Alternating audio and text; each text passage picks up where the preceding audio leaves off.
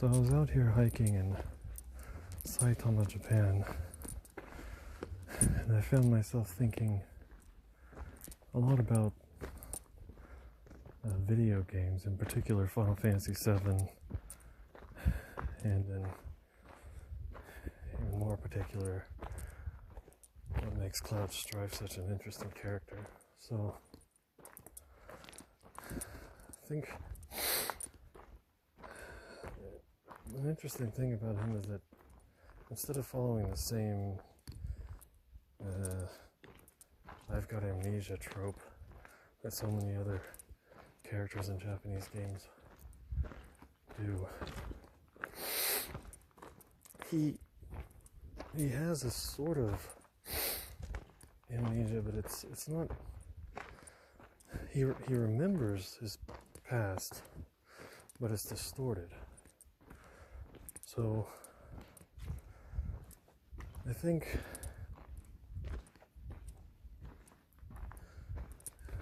the complexity and the sophistication of his character comes from his past. So he's not just some character who's just like the perfect hero who just always wants to do the right thing, blah blah. He is basically a lunatic with a very complicated past. So I think the things that make his character so interesting, or the reason why he is the way he is because of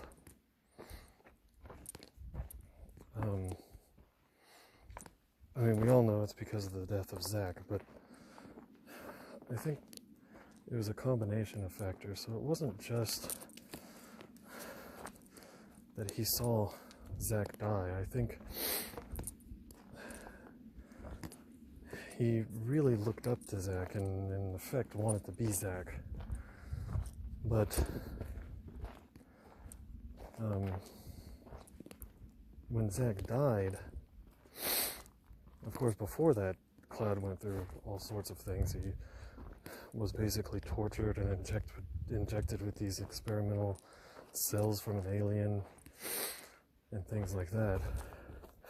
And then that, on top of watching Zack die, is what really made him who he is. With, of course, after that happening, he had to watch his entire hometown burn down and his mother die and all of that. But with regard to Zack, I think it was a combination of his admiration for Zack and the guilt that he felt for Zack's death. So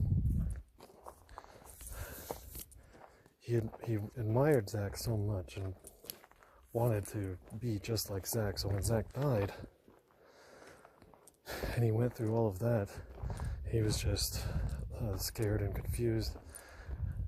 And so his mind basically came to the point where if he acted like Zack, then he felt this strength that he could keep going and keep moving on, because he felt that Zack was very strong. And then on top of that, the guilt of Zack's death, if he in effect became Zack, he would feel like Zack was never really gone, and it would alleviate the guilt that he felt for his death a bit. And so those two factors combined, I think, made him who he was. Which was, of course, thinking that he was, like, his memories became distorted with his knowledge of Zack's past. In effect, becoming Zack himself. Of course, Zack conflated with the memories of his own past. And then, of course, seeing his hometown burning down and his mother dying made him into the very sophisticated character. I mean, you could call him sophisticated or just call him a lunatic, one or the other. But that Cloud's character, along with all of the other characters, of course, every character in the game, in my opinion, is interesting. I mean, the least developed characters, of course, are probably Yuffie and Vincent, but that's also why they were secret characters. In the original game, of course, they weren't characters that had to be part of the story, but still they were interesting characters. And Vincent himself, even though he was a secret character, did play a significant part in the story. And then you have all the other characters, which somewhat follow their own tropes, just how Cloud follows, somewhat follows his little, I'm a grumpy, strong hero sort of trope. But I think that still these characters are some of the most complex and well-developed characters throughout all of the JRPGs. And then I was thinking of modern JRPGs, and I don't know why it popped into my head, but in particular, Tales of Arise. And in my opinion, Tales of Arise is the worst Tales of game ever made. I truly cannot understand why that game was so highly praised. I really don't get it. I mean, the characters really are just nothing but tropes. There's nothing interesting about them. The main character is just, I'm a hero, I will do the right thing, I will always do the right thing, blah blah blah. Just incredibly boring. And the story is, yeah, sure, there are some there's some commentary on slavery and things like that, but in effect, it's no more complex than your average or mediocre JRPG story. Like, you're just going to these elemental themed towns and killing the elemental themed boss, and then that's it, and then you go to the other element town. It's just incredibly bland. And it also reminds me of Tales of Zestiria. Tales of Zestiria was the same way. It was just, you just go to these element dungeons, kill the element boss, and you get this thing, and then you just keep doing that over and over. It's just, those two games are just definitely the worst in the series. And don't get me wrong, I love Tales of games. There are some incredible games. Tales of the Abyss, my favorite, my personal favorite, I know a lot of people would disagree with this, my personal favorite being Tales of Graces, just because of how it's just a very fun game to play. And it's just, the story is, there are some interesting elements to the story. I love the characters, especially Pascal, and there's just a ton of humor. You're just laughing throughout the whole game. It's just an incredibly fun game to play. But recently, I mean, Tales of Zestiria and Tales of Arise are just huge. I finished Tales of Zestiria, I did. It took me a long time, I had to force myself through it, but I did finish it. But Tales of Arise, I went through the first, 2 or 3 little element areas, and then I just got bored out of my mind. I just couldn't stand it anymore. But some of the past ones were very good, and I hope that in the future they'll move away from it. And that's another thing that made Tales of Arise so boring, is that there's very little humor in it. It's just so serious, and all modern games are just so serious. That's what made these games in the early 2000s and 90s so much fun to play, is that they had serious elements, and they had deep and complicated storylines, They had very good character development, but they also had humor in addition to all of that. And that's what made it fun to play. You weren't just bombarded with all of this serious content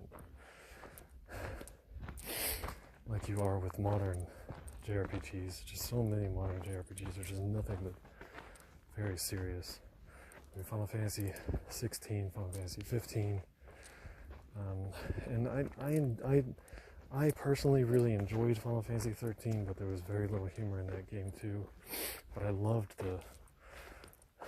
the world building in that game was beautiful and very interesting. And I know Lightning was a bit one-dimensional, and I know a lot of people would say the whole game was one-dimensional, but I still liked her as a character. And what I don't get is why that game is not being praised more often for having a woman as a protagonist. I mean, you have Final Fantasy 6, and then you have Final Fantasy 13 with a woman as a protagonist, and that's it. And you'd think that it would get more praise for that, but no. I mean, the only thing people could talk about is how linear it was. But Final Fantasy 7 Remake, that was widely praised, and it's just as linear as Final Fantasy 13. I mean, sure, you have towns and stuff, and yeah, I'll give you that. That's one thing that Final Fantasy 13 didn't have. That I think, well, they had one town that you could explore, but it wasn't, you couldn't really do much. But that's because the story was that you were these, what's the word? You were considered these criminals or terrorists or whatever, so you were on the run, so you couldn't really hang out in a town. But still, I enjoyed that game, but it didn't have much humor at all. And that's just a trend of pretty much every modern JRPG in recent memory. A couple I can think of that really broke the trend, though, were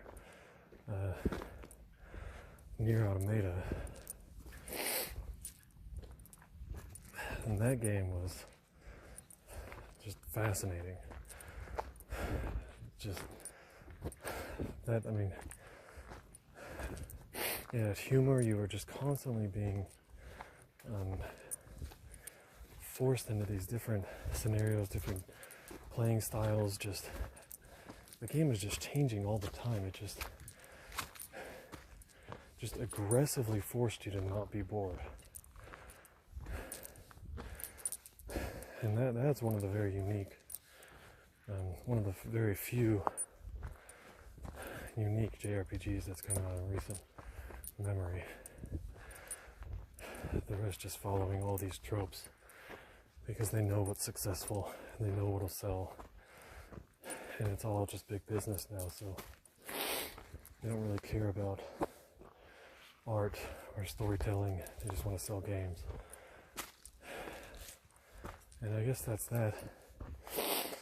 But hopefully it'll turn around soon, and we'll start to get some more